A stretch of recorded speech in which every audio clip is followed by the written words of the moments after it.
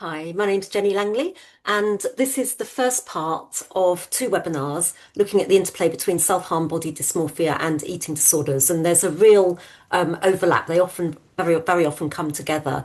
And so these sessions are aimed at professionals, but I'll be sharing with you lots of practical tips that we use with families as well. So you could either use them with your patients or with the families that you're supporting as well. Okay, so outline of the first part of this session, so this video recording. So looking at the relationship, the interplay between the three. Then we'll look at the main types of eating disorders, some interesting facts around that. Instinctive caring responses when a young person is struggling with an eating disorder and these related behaviours. And these aren't just relevant for family members, so professionals are in that caring role as well. So you might find those useful just as reflection, maybe if you feel stuck with a family or a patient. Resisting the fix-it urge, so why just telling the young person to stop any of these behaviours is unlikely to be effective. So obviously you know that, but just thinking about that maybe a little bit more. Features of the difference, if you like, between body image distress and body dysmorphia. So body dysmorphia disorder is a diagnosable illness. So it's more serious than the body image distress that often comes with eating disorders that does often subside on its own. So if you're seeing signs that a young person has developed body dysmorphia disorder, then that's a good reason to try to seek professional help for that condition. And then we'll look at features of self-harm and then some empathy exercises, really thinking about coming alongside the young person with compassion and patience. So really stepping into their shoes. And I teach all of the skills I'm going to share with you in these two sessions. I teach to parents and carers as well. Okay, this is my family. So I've got a lot of kids, four boys, two girls. The young man on the left-hand side there, Sam, he had anorexia when he was 12. He had features of self-harm, features of body image distress, but maybe not in the way that you would typically imagine. So I'll share more of his story as we go through the session, but I'm also going to share with you some other stories as well. So this is my son before the eating disorder came to visit. That's how we saw it. This chart just shows his very, very rapid weight loss. So you can see that red line there. He basically dropped off the weight chart of height and weight for age. So he was very, very unwell. This is just a pixelated image of him when he was very fragile. And then this is him a couple of years later. So it was about a 2-year journey in total. You can see he's back to health. He still had some lingering issues, and that's often the case. And it's often when families and patients have been discharged from specialist services that families really struggle. And so you might be supporting families where their loved ones aren't under any specialist care, but they still need that support to let go of some of those lingering behaviours that came alongside the eating disorder. So I wrote a book about our journey, so with my son's permission.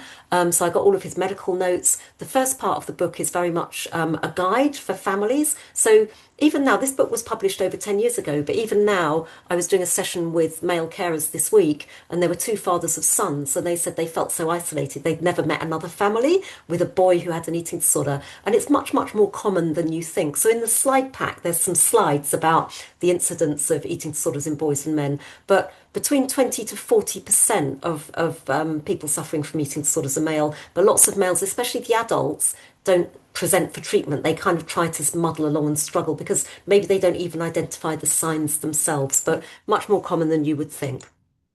Okay, then my second book is this training manual. So it's called Caring for a Loved One with an Eating Disorder, the New Maudsley Skills-Based Training Manual. It does have chapters around self-harm and body image, but obviously the main focus is on using the techniques when there is any type of eating disorders in the background. So it's a very useful, practical book for bridging the gap between carers and professionals. So both families and professionals find it useful. All of the worksheets, there's about 85 worksheets. So all of the practical tips I give you today are in the workbooks, in the worksheets. But you can download all of those from my website. So anything you think, oh, that's interesting, you can go back to my website. And I've made videos and podcasts to accompany all of the core skills. So again, that's a free resource that anyone can go back to at any time. And there's also a YouTube channel with lots of other videos illustrating some of the techniques and lots of different scenarios like, eating out, meal support, granny's birthday, dealing with overexercise, all that sort of thing. Okay, just a disclaimer, you might have heard of the New Maudsley approach. So the New Maudsley approach is a well evidence-based program. So the research was all done starting at the Maudsley Hospital in London, but was done all over the world. So there's lots of research behind it, but it's not a treatment program in itself. It's always an adjunct to treatment. So I teach carers the skills so that they can better support their loved one alongside the treatment that their loved one's getting. So it's just really important to understand that. And there's just a few more notes there. So think of this as like a toolkit, but it would never replace, even though it's an evidence-based model that was well researched within the NHS, it's not a treatment program in itself. Okay, so we've got the three different presenting features. So self-harm, which isn't a diagnosable mental health disorder, is it? It's a behaviour that often comes with diagnosable mental health disorders. We've got body dysmorphia and eating disorders, which are diagnosable. And we see that there's a real interplay between them. And very often, or most times at the core, there's anxiety. So you see very variable emotional presentations. So one minute the patient might be completely numb, the next they might be having a violent tantrum. So the very, very high expressed emotion, and families find that really, really difficult to cope with. So a lot of our model is about emotional intelligence and really helping families to think about their own emotions and then notice and validate their loved ones' emotions. So everyone starts to feel more validated, and the effect of that is that families become much calmer. So that's the kind of the magic behind the approach that we use. So it is really, really very much about an anxiety model, but with skills that are adapted for these areas. Okay, so dissatisfaction is a risk factor. So we know that in today's society, not many people are totally 100% happy with their bodies. So it's kind of a societal norm that people have body image issues. They might be fleeting, very mild, not that concerning. It might mean someone might go on a diet before they go on holiday, or before a big, party or event or something like that. But for some people, it becomes really, really, really overwhelming. So eating disorders are really complex mental illnesses. So not just about body image, but negative body image can be a contributor. So if you see a young person and they're getting more concerned, they're body checking more and more and more, that can be a warning sign that an eating disorder might start to develop. And then the person with the eating disorder becomes very, very quickly fixated on how people perceive them, how they look. So they're really over evaluating their self-worth based on their body image. And body dissatisfaction can also lead to depression, anxiety, very low self-esteem. And of course, these are all key drivers for self-harm as well, aren't they? And then thinking about what comes first. So does the eating disorder come first, or the self-harm come first, or the body dysmorphia comes first? Well, it's chicken and egg, isn't it? So it's different for each unique person.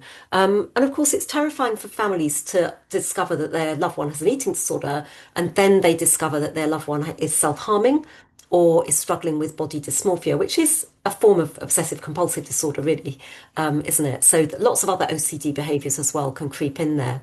Now, these are common times when we see self-harm appearing in the eating disorder journey.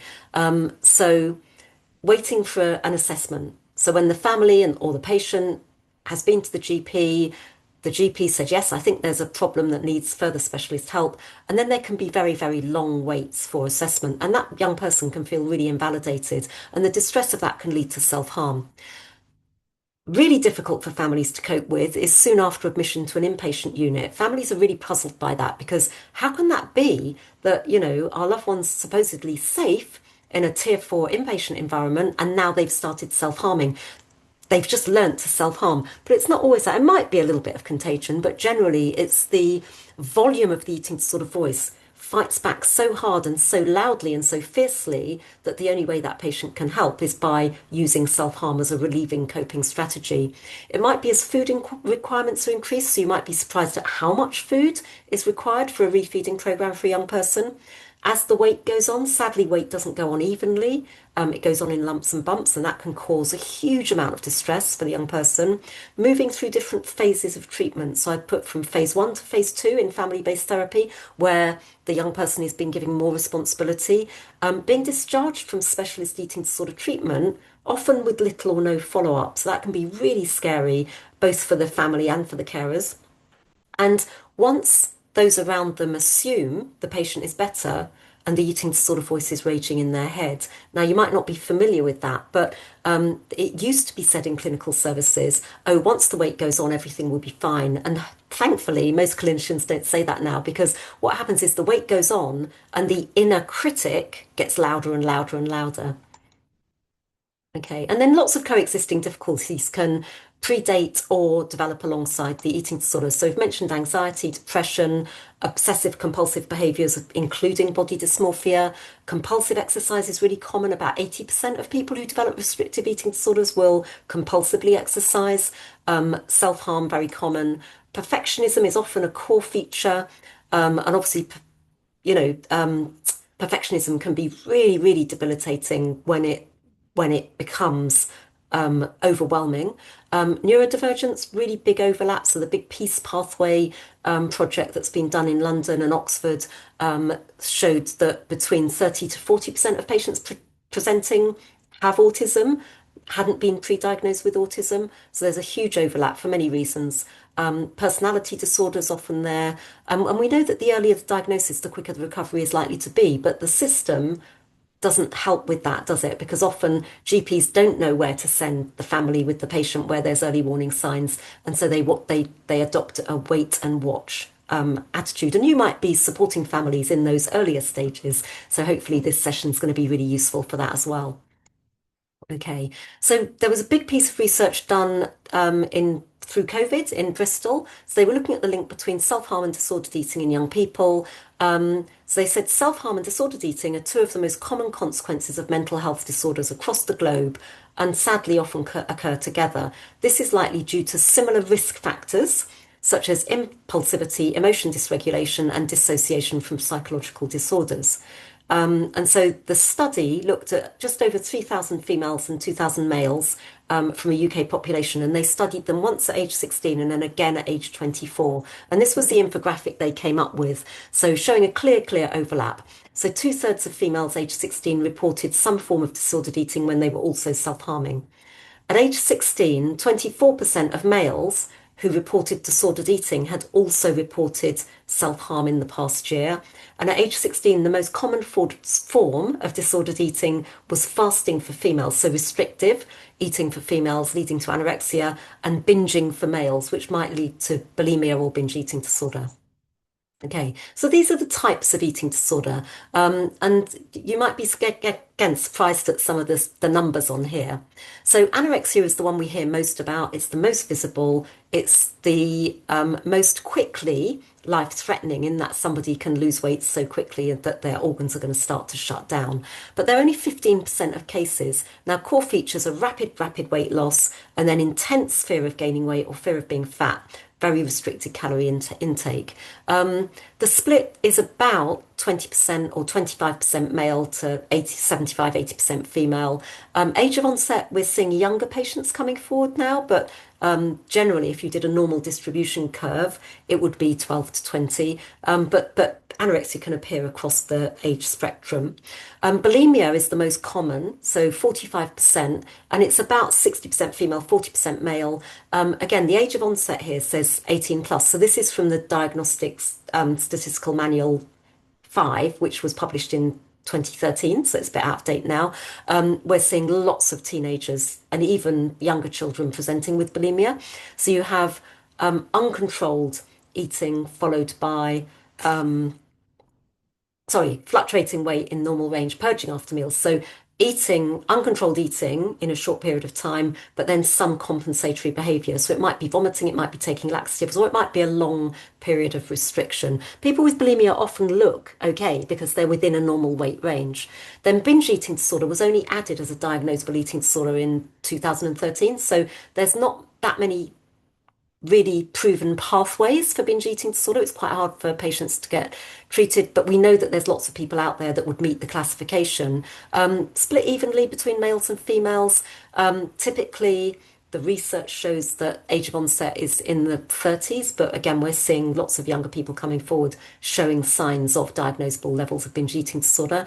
And then OSFED is where somebody doesn't quite meet the diagnostic criteria of one of the three above, but they meet enough of the criteria to, or they might be fluctuating between the different eating disorders that they need specialist input. So around 10%. And then ARFID has been added. So I'm sure you've heard of ARFID, avoidant restrictive food intake disorder. This is often very common with people with autism.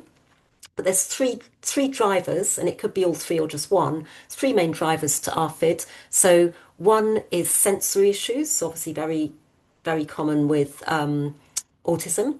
One is pure lack of interest in food, very common with autism. But the third one is not necessarily anything to do with autism. It's fear of aversive consequences. So it might be a neurotypical individual who's had a choking incident, or somebody in the family has had a health scare and they ate a certain type of food. And it's the fear of aversive consequence that can lead to a very rapid decline. So with the first two, it tends to be more of a creeping, the child isn't growing as expected, maybe failure to thrive type commentary. With ARFID, you don't get the same fear of weight gain as you do with anorexia, but there's other features that keep ARFID going. So typically with ARFID, the programs would be slower. You'd have much less variety of food. You'd really be, thinking, what can this patient tolerate? Okay, so some surprising statistics.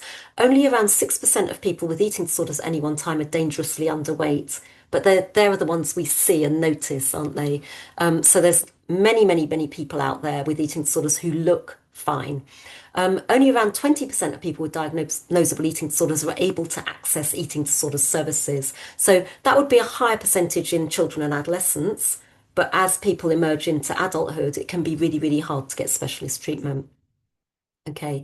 And eating disorders can appear at any age, any gender, any social or cultural background. They don't discriminate. And again, in the slide pack I've sent you, there's lots of slides. So not only about males and eating disorders, but also about the LGBTQIA community as well. Okay, there's always the same three main objectives, whatever the presentation of the eating disorder, and that might surprise you. So the first objective is always to restore regular eating patterns. Why? Because that's how the brain works best, particularly for children and adolescents. So the hypothalamus, which is the plant center of the brain, the little tiny dot at the top of your brainstem, that that works most efficiently when it's having food regularly through the waking hours. So typically for a young person, that would be every 2 to 3 hours that they would be having some nourishment for their hypothalamus to be working really efficiently. Now, that's not achievable for everyone, but definitely eating three good meals a day. But in eating disorder services, it would always be 3 meals, 3 snacks spread throughout the day. So throughout the waking hours. So that would be every 2 to 3 hours, wouldn't it? So, and there's several parts to that. So the first is sufficient to achieve and maintain a healthy weight. The second is to increase variety. So often there's very restrictive foods, fear foods. So somebody with anorexia might avoid oil and fats like the plague, or they might avoid carbohydrates like the plague. So trying to weave those back in, and a graded approach to that can be really successful, little tiny steps. And then the third is social eating. So again, if you're supporting someone with autism, you have to be much more careful about how much variety can they tolerate. If they've never eaten red food or they've never eaten sausages, they're probably not going to eat red food or sausages. And then in social eating, some people with autism are never going to be comfortable eating socially. So it's really important to pace with that patient. The second objective is always to improve self-esteem. I've never met someone with an eating disorder who didn't have low self-esteem. So how do we do that? Well, it's like, think of it as dripping pennies into the piggy bank. So very gently, very gradually, we call it affirmations. We'll come back to, there's many different ways of giving someone affirmations. It's usually not well done for eating a meal, but there's many other ways to do that. And then the third is to help that young person then to think about developing healthier coping strategies. So they might have very embedded eating disorder behavior pathways in their mind. So it's not necessarily about shutting those down. the refeeding is important, but it's not necessarily about getting rid of all the eating disorder behaviors. It's about helping them to start to explore non-eating disorder activities that are joyful and playful and distract them. And then once they start to do more joyful things, they start to realize that the eating disorder behaviors maybe aren't needed anymore, or they're just time consuming, or they're boring, or their friends will think they're odd for doing them. So don't always think about trying to stop a behavior. Think about helping them, to encourage them to explore new, more healthy activities and behaviors. This video, I'm going to show you little clips from this video, but it's so useful in helping you to really have empathy of how terrifying it is for somebody with an eating disorder when they're faced with that plate of food.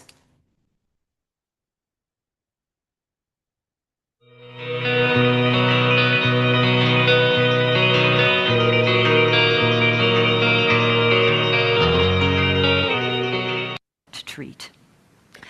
So let's just start with you. Let's just start with the sense that hopefully all of you had breakfast this morning. And with that breakfast, you got some energy to start and enjoy this day here at TEDx. So a person without an eating disorder enjoys their toast, has a little more jam, it feels pleasure from what they're eating and enjoys the taste and gets on with it. And on you go. But a person with an eating disorder, such as anorexia, when they eat, they experience high anxiety, extreme thought disturbance, and noise. I want to give you an idea of what that noise sounds like.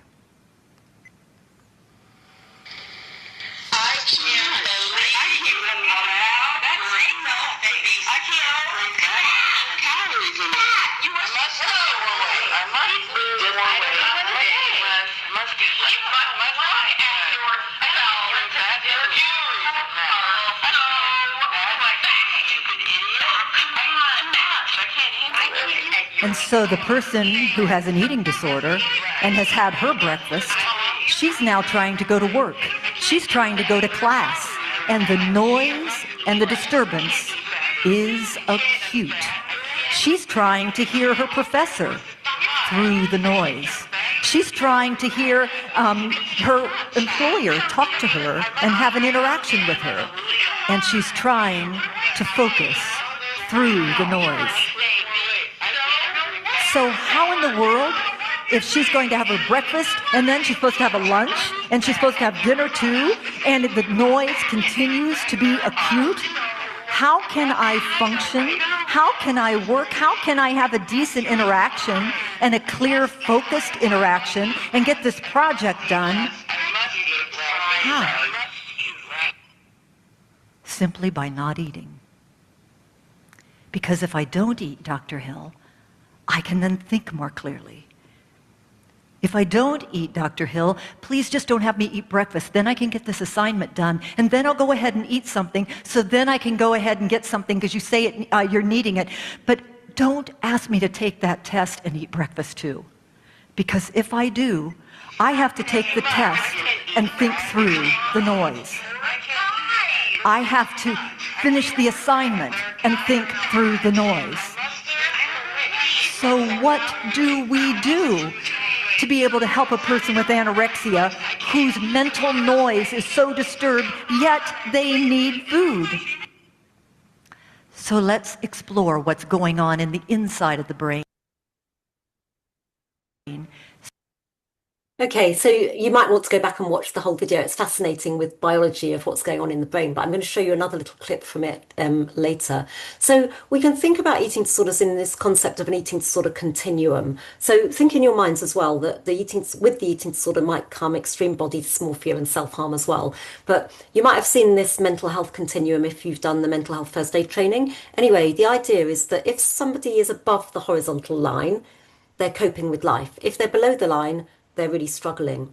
If they're to the right-hand side of the vertical line, they don't have a diagnosable mental health disorder. or in this case, eating disorder. If they're on the left-hand side of the line, they do have a diagnosable mental health disorder, in this case, an eating disorder. So we want everyone to be in the top right-hand quadrant in an ideal world. So that person would have a healthy approach to food and exercise with logical and ethical reasons for their individual choices. Okay, then we can see that they're starting to struggle. So food choices and the exercise regime are becoming rigid and more restrictive. And that's why we often see that interplay with autism, that people with autism cope in a neurotypical world with lots of rules and rituals, don't they? And an eating disorder can really hijack that and amplify those when somebody has autism as well. But you start to see the person struggling, but they don't have a diagnosis. Then the eating regime and the exercise regime becomes very obsessive, very compulsive, and there's a real significant deterioration in health. That's when that person might get a diagnosis of an eating disorder. And then with the right help and support, returning gradually, slowly but surely, to more healthy food and exercise choices, slow, steady progress. So still have a diagnosis of an eating disorder, not maybe back in community services, but maybe not yet ready to be discharged from services, or you might be supporting a family that's been discharged from services, but that person still needs quite a lot of support.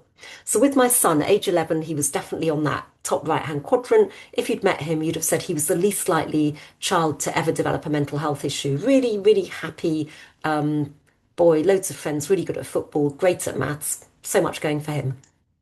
As he's coming up to his 12th birthday, he has a growth spurt and he starts doing weight bearing exercise. And to start with, he looks amazing and everyone's giving him loads of affirmations. But then he starts to lose a kilo a week. So our alarm bells are ringing, but the GP is not at all worried because he's never met my son. And he says, "Oh, aren't you a healthy boy? Don't you have a lovely six pack? Don't mummies fuss?" So I kind of knew something was up, but the GP convinced me that I was worrying too much. Okay. But he carried on losing weight. So he ended up losing a kilo a week for 12 weeks. So very dangerous. So age 12 and a half, he's diagnosed with an eating disorder. He was a couple of days in a pediatric ward and then he was moved to a tier 4 adolescent unit. He was there for about 4.5 months. Then he was discharged back into the community. He was back in school very quickly, back playing football very quickly. So getting his joy back, but still needed that community support. And it was about a year after he was discharged that he was then discharged from community services. So age 14, I could say, yes, he's firmly back on that right-hand top quadrant. Okay, so that's just one journey, but it gives you a kind of map to think about maybe people that you might be supporting. And of course, you can move, you don't necessarily go around in a clockwise manner. You might go from seeming to be really healthy to be diagnosed and very unwell very, very, very quickly. Eating disorders can really take over remarkably quickly.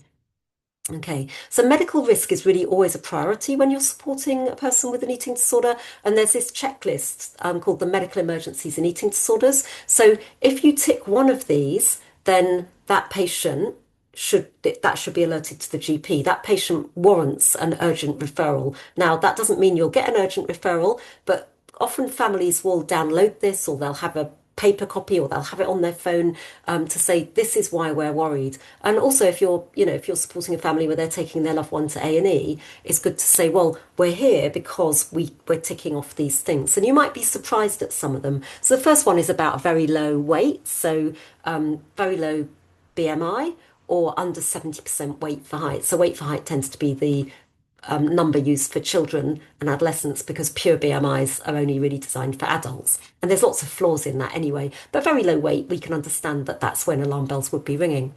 Recent loss of 1 kilogram or more for 2 consecutive weeks in an undernourished person or rapid weight loss at any weight. Well, that's many, many families that I support would say, well, we meet that criteria, but the GP keeps turning us away. So sometimes we have to support families to be really belligerent and keep going back week after week if necessary. Little or no nutrition for over 5 days or acute food refusal, which equates to less than 500 calories a day for over 2 days. So again, not very long, and that warrants the GP to take notice or the team at A&E to take notice. Physical care struggles with carers over nutrition. There can be such incredible levels of violence from very young children whose brain's starved. Fluid refusal, obviously, or signs of dehydration always ring alarm bells. And then what happens is as the person loses weight, the young person loses weight, you can see their heart rate starts to come down. So below 40 would would ring alarm bells. Temperature starts to come down, so below 35. Uncontrolled exercise, so it says over 2 hours a day. Now, lots of sporty young people do more than 2 hours exercise a day. It's the uncontrolled nature of the exercise. So with our son, we didn't realise how much secretive, uncontrolled, repetitive exercise he was doing at the beginning. Daily purging, self-harm, which we've kind of mentioned, and moderate to high-risk suicidal ideation. So it's worth just having in the back of your mind that this is a really useful tool for families seeking help. I talked about the instinctive caring responses. So when we were doing the research at the Maudsley, so I was involved, I was like one of the guinea pig carers in the research programme. That's how I got involved in the first place. Janet Treasure came up with her observations of how families typically respond. And I do lots and lots of clinical training, and clinicians obviously say, yeah, we can really resonate with this. So you might have, and it's interesting. So if I talk to a psychiatrist, they might be saying, oh, yeah, I'm very much like the rhino, very directive. And if I talk to a group of occupational therapists, they might say, oh, we tend to be a bit more kangaroo-like. So it's interesting, the dynamic, but it's really useful for reflection. And there's no right or wrong. It's just a tool for reflection. So if being a rhino is working, then carry on being a rhino.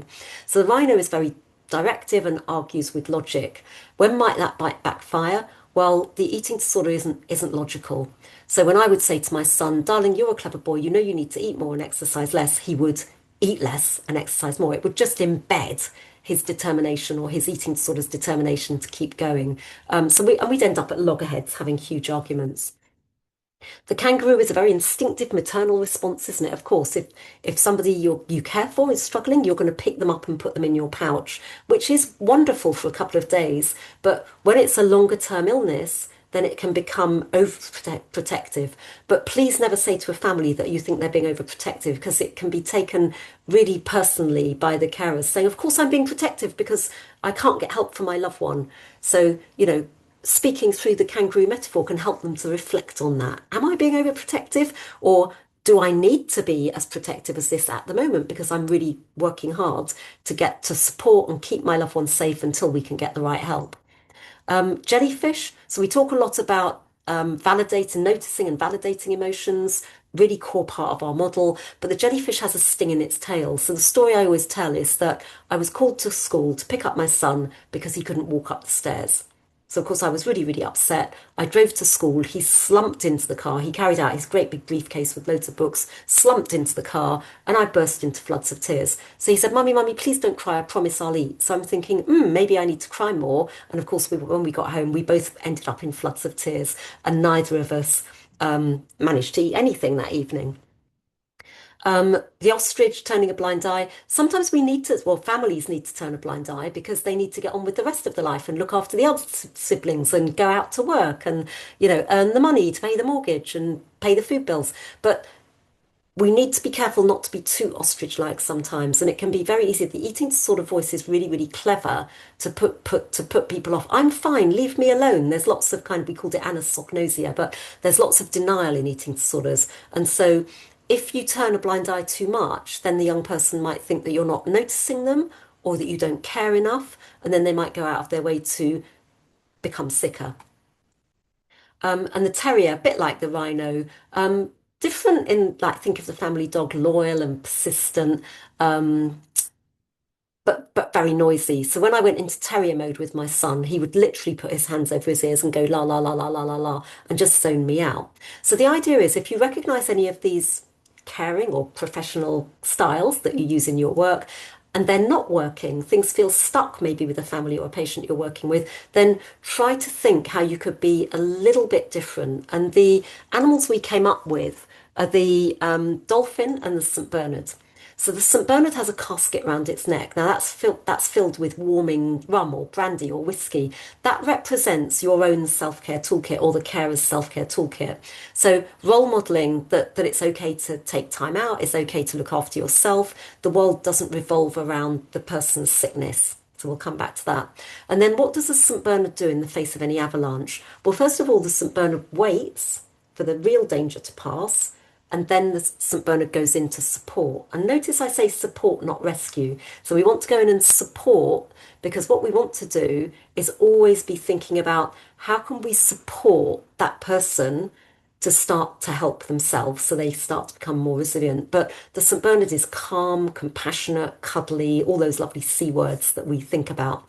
And then we've got the dolphin metaphor, which is a lovely one because you've got the lovely little smiley dolphin, pod of dolphins swimming along. One of the dolphins maybe swims out into the danger zone, and somebody within the pod, not necessarily the mum or dad, will swim outside with the aim of gently nudging that young dolphin back towards the safety zone. Now, sometimes it's really murky, isn't it? So sometimes that guiding dolphin might swim ahead for a little bit just to show the way, but as quickly as possible come back alongside, and then as quickly as possible start to swim back behind, so that the young dolphin is finding its own way. It's taking responsibility and having autonomy as it gets back into the safety zone. So families really respond well to these animal metaphors, and you might find them useful as well to think about.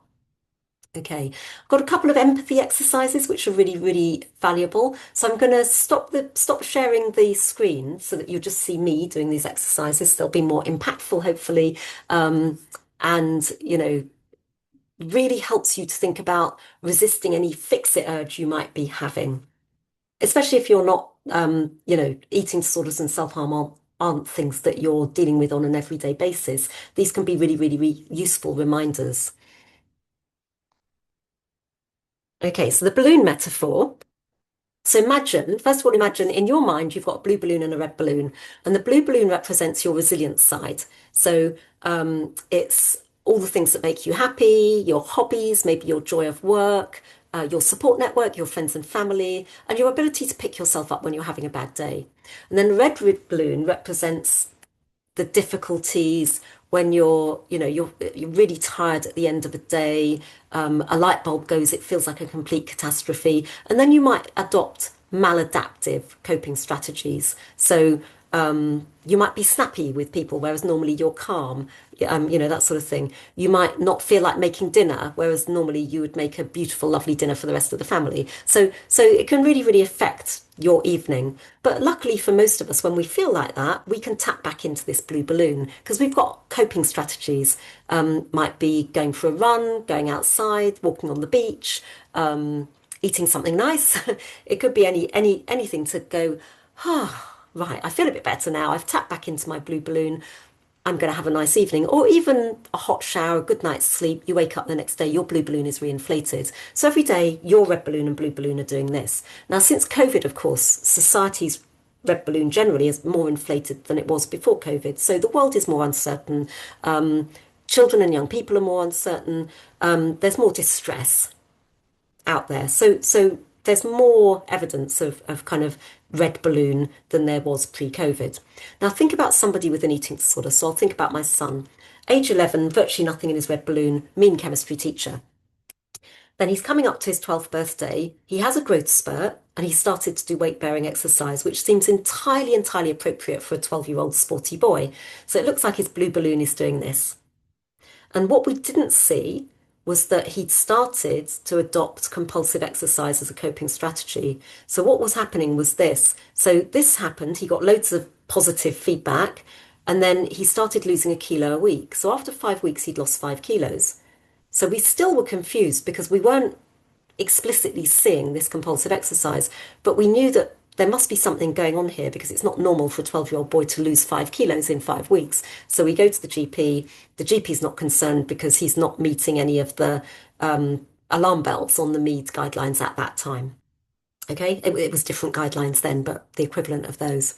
Okay, so people are thinking, what's wrong with Joe? Is he physically ill? He looks a bit peaky, he's a bit grey, he's a bit snappy. What's wrong? But the GP seems he's fine. It's a passing phase. Anyway, the weeks go on. He loses kilo a week every week. Keep going back to the GP. After 8 weeks, he's lost eight kilos. So that's a lot for a 12-year-old boy. He's too weak to play football, so he's very, very sad.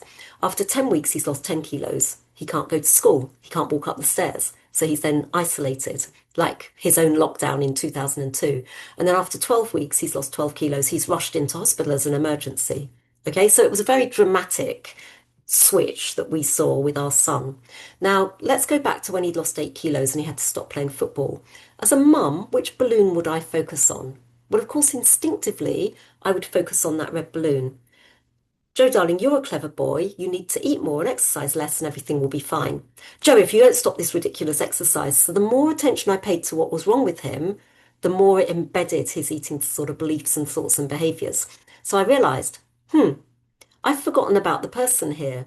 So I learned that if I always said his name, so I'd always say Sam. So imagine if he was in a fit of rage about a scary plate of food and he threw the plate of food across the room. The first time he did it, I was obviously upset and cross, and I realized that's not the right response. So what I needed to do was basically say his name, Sam, darling, we love you unconditionally. What just happened? That's not like you. Let's clear it up together and then we can reset. Sam, we've got your back. And we ended up calling it Rex. So it's called externalization of the illness. So I could say, Sam, darling, what Rex just made you do? So then he wouldn't feel guilty. And he was okay with that. Some patients really don't like that. So if there's no externalization, you just think, that's not like you. So you can still think, am I talking to the person or am I getting in an argument with the illness? So that's the first part of the balloon metaphor. Then the next part is his temper tantrums and his violent outbursts were extraordinary. I couldn't understand it. I thought, is this adolescence because he's my eldest child? But this part of the exercises helps us understand. Now imagine if you're all in the room with me and I give you all a balloon and I tell you to hold it in front of your eyes, shut your eyes, and I'm going to walk around the room with a pin. What's that going to trigger in you? Well, of course, it's going to trigger a fight flight response, isn't it? Your heart's going to be racing, your mouth might be dry, your head might be pounding, you might be breathing very fast or very slow. There's a real physical response. Your tummy might be squirly whirly.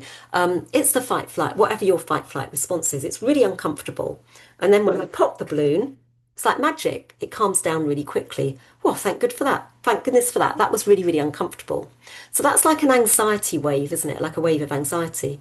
So imagine if you experienced waves of anxiety like that for 10 or 15 minutes, that would be horrible. That's a panic attack. So lots of people you support, I'm sure, have panic attacks. And we know that we can teach young people how to ride the waves of the panic attack. It's like a riptide, isn't it? You can't swim against the waves or the currents in a riptide. So you bobble along the top, but you know it's going to calm down. But the first time you have a panic attack, it's totally terrifying because you don't know what it is.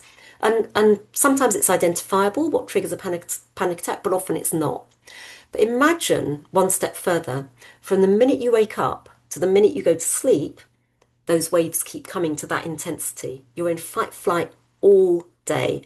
Yeah, that's what my son said when he got better. He said, all the time people were nagging me to eat more and stop exercising.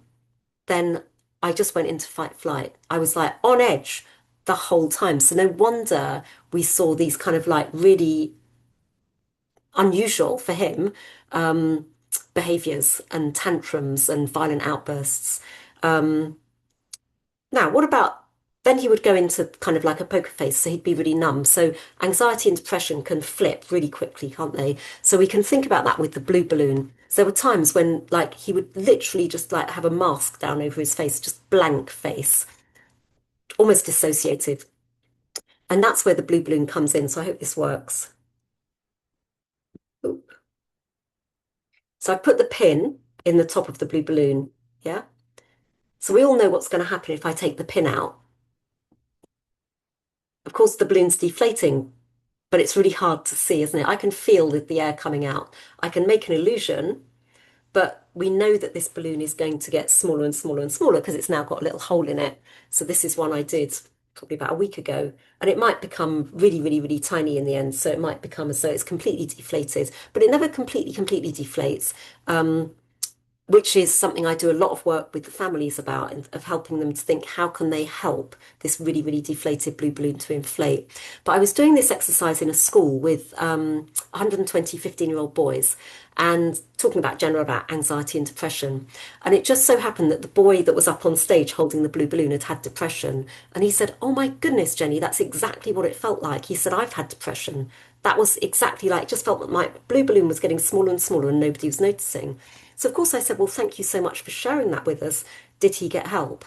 Did you get help? And he said, no, nobody noticed. So I bottled it up and bottled it up. And then it became a complete catastrophe. I wish I'd asked for help sooner. So that was an amazing message, wasn't it, for those other 119 boys? But that was from the heart. He said, yeah, that's exactly what it felt like. So we want to really think about keeping our eye on the blue balloon for the young person, joyfulness and playfulness, which is the foundation of many approaches for trauma, isn't it? So always thinking about how can we connect with the person's blue balloon, and then when we've connected with their blue balloon, we're much more likely to build the trust to be able to help them with their red balloon. Okay, so that's the balloon metaphors, and there's a video on my website if you want to go back to that or show it to anyone else. And then what we call the crap day exercise or the bad day exercise. I first saw this actually in the context of self-harm, but it applies totally with eating disorders as well. There's so many similarities. But imagine this poster here is your blue balloon. So it's 50 ways to take a break. It's a lovely poster. Most of these things you could do in COVID. So really simple things like I could do belly breaths or go to a body of water or climb a tree or go for a swim or meditate or cuddle the dog, all sorts of things there, lovely things. So imagine this is your blue balloon and you've had the worst day ever. And you're going home and your dopamine in your brain is already kicking off. You're already anticipating the reward of tapping into your blue balloon and doing two or three of these things. And I'm there when you open your front door and I say, no, you're not allowed to do any of these things. How would you feel? Well, first of all, you would be really angry at me, so you wouldn't like me very much. You would feel confused. Why is she telling me not to do those things that are going to help me? You would feel misunderstood. I've got no idea what a terrible day you've had. You'd feel lost, alone, confused. You'd feel frustrated. All of these things you would feel. And no wonder, because I'm standing in the way of you checking in with your coping strategy that's going to make you feel better. And again, my son said after he got better, that was how he felt. He said, I had all these really big emotions, but the only word he could use age 12 was I'm bored. So he would come home from school and he'd go, I'm bored, and he'd disappear to his bedroom to do more compulsive exercise. So I hope you found those two exercises useful. So let's go back to the PowerPoint. Okay, so you've got those two exercises. So as I say, there's videos on my website if you want to go back. Now, one of the things that I often share with families, well, I always share with families, and they find it really, really useful, is this theoretical stages of change model. So it looks a bit like a pizza, doesn't it? So again, with self-harm, with eating disorders, with body dysmorphia, somebody's going to go through all these different stages. So pre-contemplation, so in this case, James is in denial. And do you remember I mentioned anosognosia? So particularly with anorexia, we see a state of mind at the beginning, the early stages of the eating disorder, where the person is so confused because they don't know what you're talking about. So I would say to my son, darling, you're clearly struggling, you need to do this. And he would be completely confused. So the way I learned to connect with him was, it must be so confusing, darling, when you feel fine and I keep saying that you're not fine. Or it must be so frustrating when I say one thing and you believe another thing. So I could connect with him that way. But it's a really difficult time when you've got that absolute kickback. Then there's a second type of pre-contemplation, which you might be more familiar with, which is just pure denial. Like, I know I should change, but not one part of me wants to change at the moment. So often you've got that insight, but you've got no motivation, no desire. So we're going to, in the second part of the this series of two videos, we're going to think about that more. Then somebody moves into, sorry, so the idea is the adult comes alongside the person. So if I'm the adult in action and I'm trying to make James make changes, then I might as well be speaking German to somebody who's Japanese. So I want to come alongside James, connect with him. It must be confusing. It must be frustrating.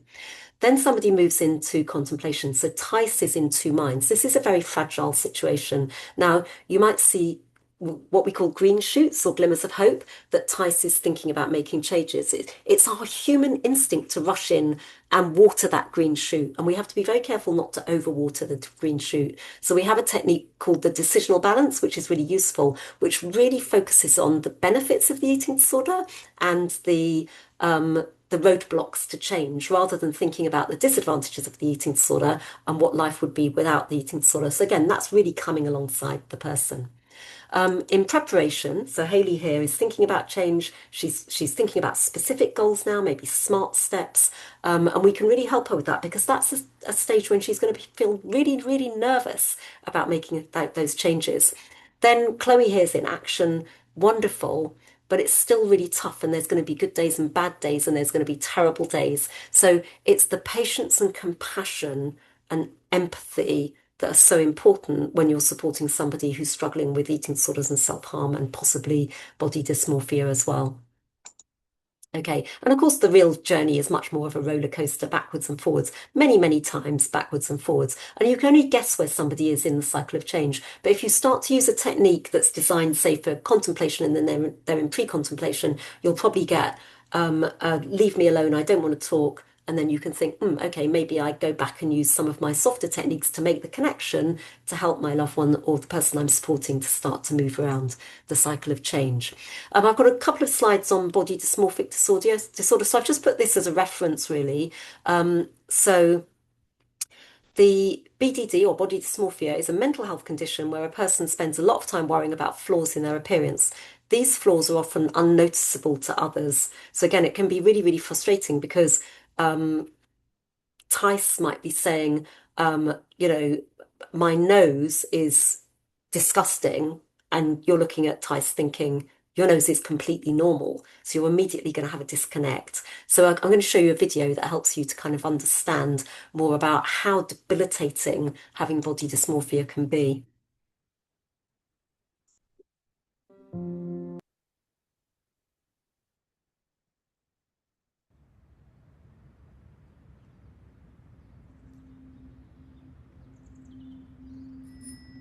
I really started thinking about my appearance when I started low sixth because I thought I'll make new friends.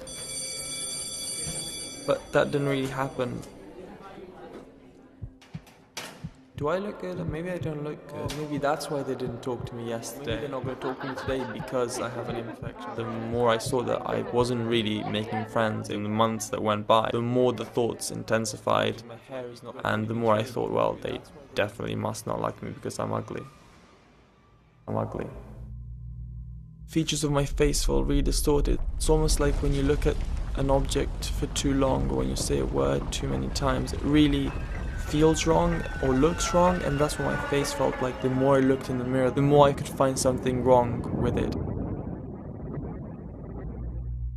I would just inspect my face.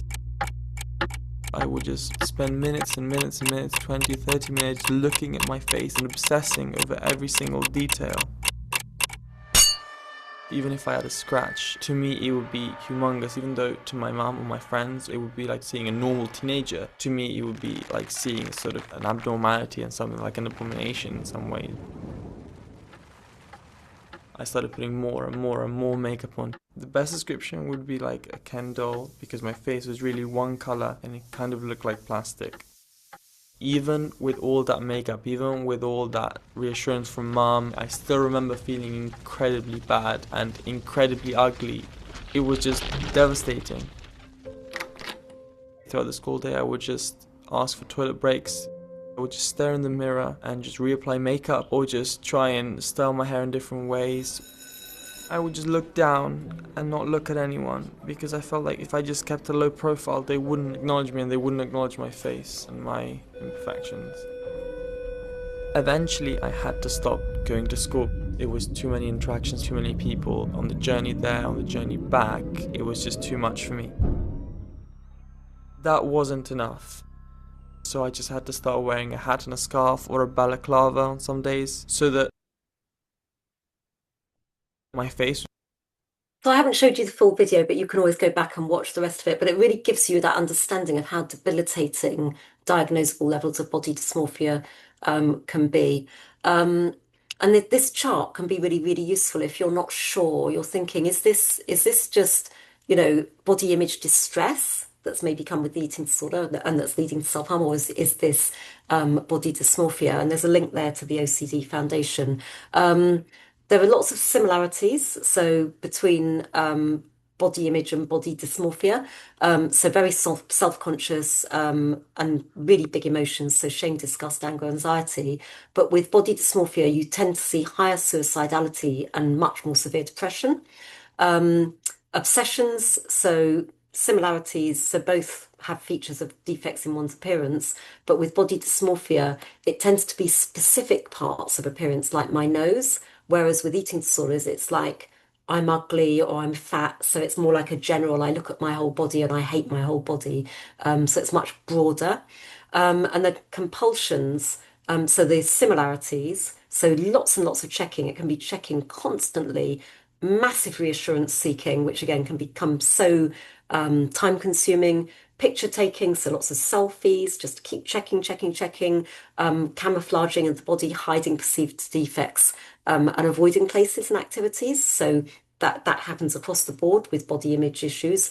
And then alongside that with eating disorders. So with body dysmorphia, there might be no eating disorder symptoms, but with body image that comes with eating disorders, you're going to see all of the eating disorder behaviors as well. So restricting, binge eating, maybe purging after meals and so on. But again, you can go back to the OCD Foundation website if you want to have a look more on that. So Danny, this is an example of Danny who wanted to be a model. So his agency told him he was too fat, developed extreme body dysmorphia, and he was the first person in the UK to be diagnosed as a selfie addict. He developed bulimia, so binge purge, and also compulsive exercise. And he ended up making a suicide attempt, thankfully survived, and now campaigns to raise awareness. So he's made a video, which I'm not going to show. I've got the link in the PowerPoint pack, but he made a video, which is really, really powerful, that again shows that overlap between eating disorders. And he was diagnosed with body dysmorphia disorder as well. But it's a very powerful video if you want to go back and watch that. Okay, and this is when I'm using this for training purposes. These are the questions. I show the video and then I would have a discussion about these different parts of the video. And then here, these are just some signs to look out for negative body image.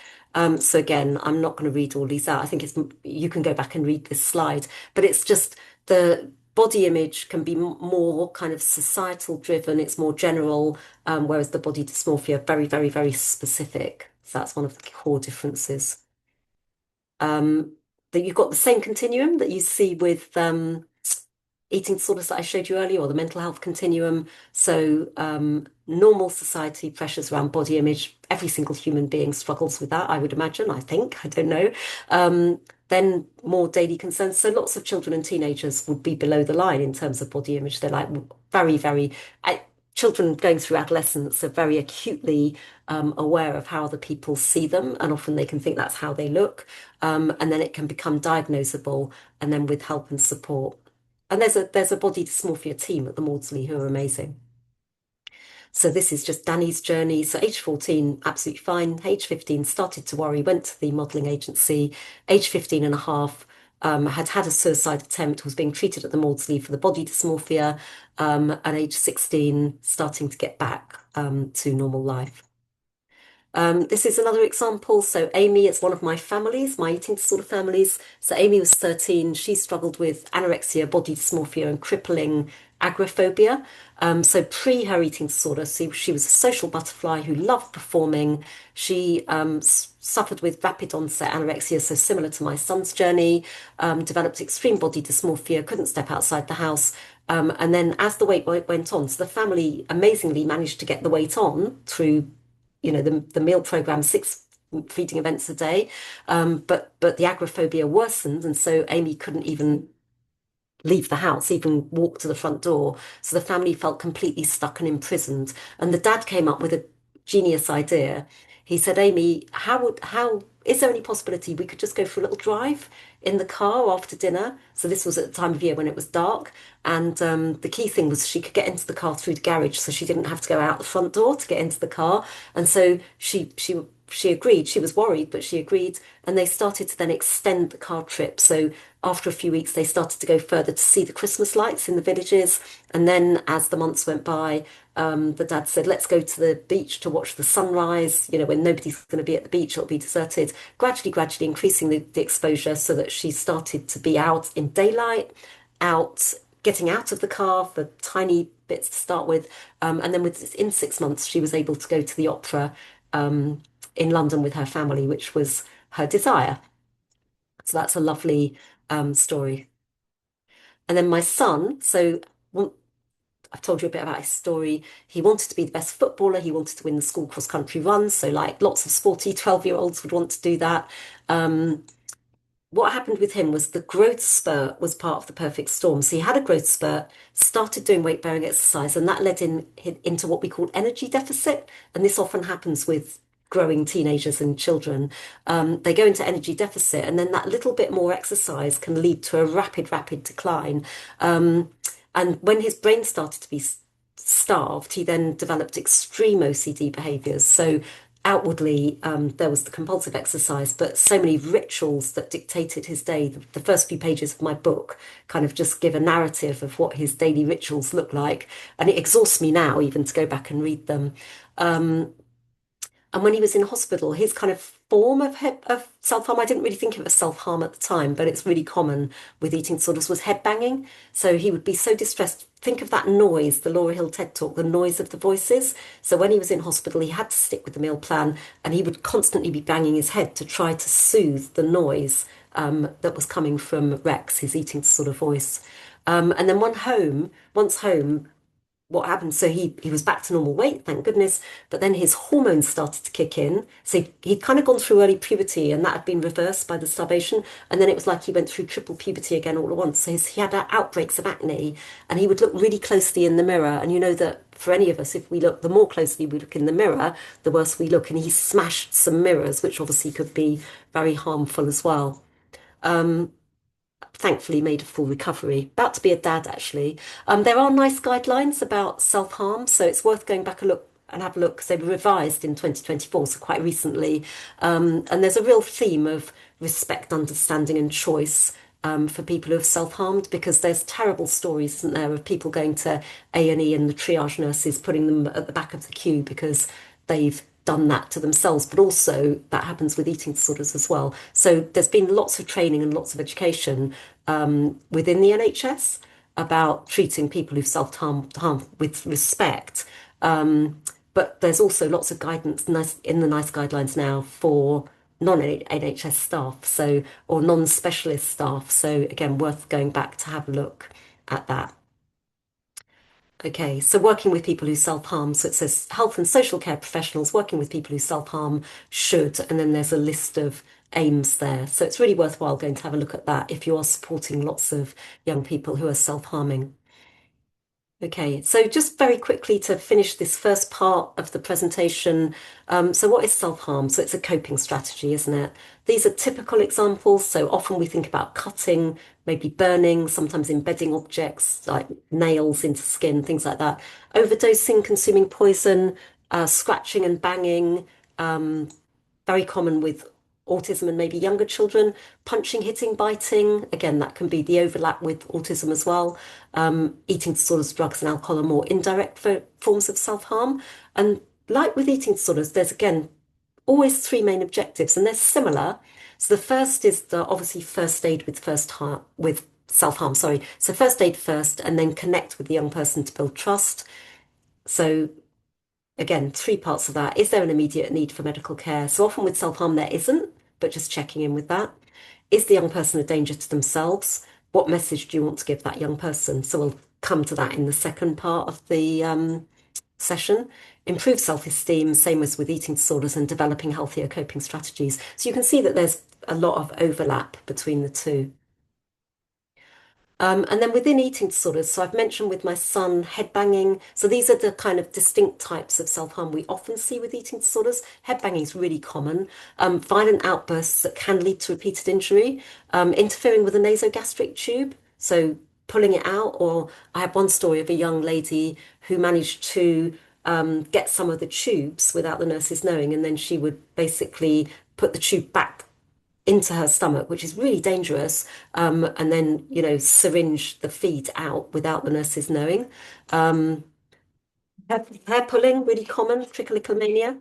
Um, Skin picking, so it might start with just simple thumb, picking the skin on your thumb, but then that might develop. But you should never say to someone who's self-harm, if they say, "Oh, I'm self-harming," and they show you a sore thumb, the worst thing you could do is say, "Oh no, that's not self-harm. Everyone does that." So I'm always paying attention and listening, because that person's seeking help. And using sharp fingernails. So often we see this in inpatient settings where they're very vigilant, hopefully, that there's no sharp objects, but sharp fingernails can be used as a self-harm implement. So I've got a mum of a son who was treated in Brighton, who was doing exactly that. Throat damage from repeated attempts to purge. So those are the slightly kind of more specific versions of self-harm that we often see with eating disorders. And again, you've got the same continuum of self-harm. So top right hand, content, positive and optimistic, then struggling. Then there may be a diagnosis of a mental health condition, not always, but with self-harm, but often there is. And then with support, returning to coping and then moving back onto the right-hand side. Sometimes we see group self-harm in schools, and schools find that really difficult to deal with. The important thing there is to set the boundary. So this might be, very well adapted kids who've got caught up in a kind of group setting. So 20 kids might be in this group, and the school needs to set a boundary is that group self-harming behaviour is not acceptable in school in the same way that smoking and drinking is not acceptable in school. But then the school needs to sit down with each individual person in that group and explore with them how they're feeling about this boundary, because maybe two of them would have discovered that this is a really amazing coping strategy. When a child is struggling, self-harm is more likely. So we definitely see increases in the instance and disclosure of self-harm in schools pre-exam season. That most schools would see that. When there's a diagnosis of a mental health condition, then self-harm is more likely, as we've discussed. And self-harm might continue all the way through the recovery or discovery journey of the mental health condition, because it is a coping strategy, or it might appear at the later stages, as I mentioned earlier. And then finally, the the end goal for all of our young people is to adopt healthy coping strategies. So just to wrap up, really, I'm going to show you another clip, which is when the person looks better. So when the person who's had a restrictive eating disorder has put the weight on, they look better. What does that mean for that person?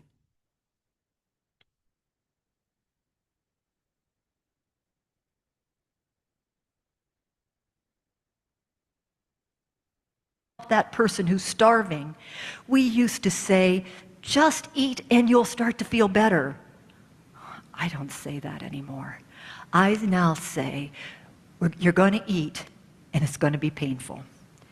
When you eat, it's not going to feel good or think good, because as we try to help refeed you, you're going to have increased disturbed thoughts while your weight is restoring, and it's going to be miserable.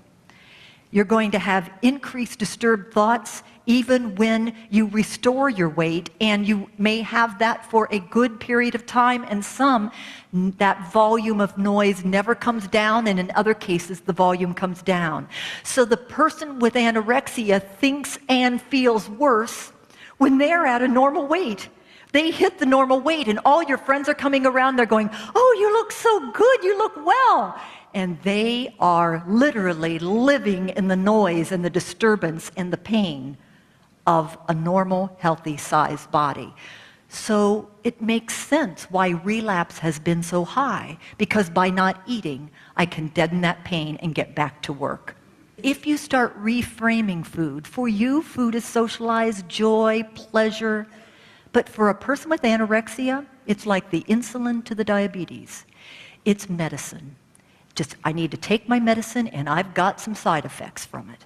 I have to eat my food. So we have been testing and working in collaboration and exploring new research in the sense of, can we bring the volume down of that noise? So maybe we need to pre-plan the food, pre-dose it, and prescribe it so that they know exactly what they're going to eat into. So when you're going somewhere with a friend who has anorexia, you say, just like with a person with diabetes, do you have your insulin? Do you have your food? Do you have a plan? Do you have your food? And so if they know what they're taking and they know the amount and they know and potentially practiced eating some of that food over and over, the clients report that the noise comes down. May not go away, but then I can hear and function and interact and get through it. So I'm realizing that using the same meal plan is not part of the disease. One of the clients said, it's actually part of the cure. One father got it. Okay, so you might want to go back and hear about the father in the restaurant. But, really, really helping us to think about, when a person recovering from an eating disorder looks better, that might be the very time that they start to self-harm because the volume of the noise hasn't gone down, particularly if they're being pushed too quickly to eat more variety, to eat socially, particularly if they have autism. So we really need to be person-centered and we really, really need to have the patience of a saint. So I hope that's been a useful kind of introduction to the interplay and the overlap between the two, and that you'll join me for the second part.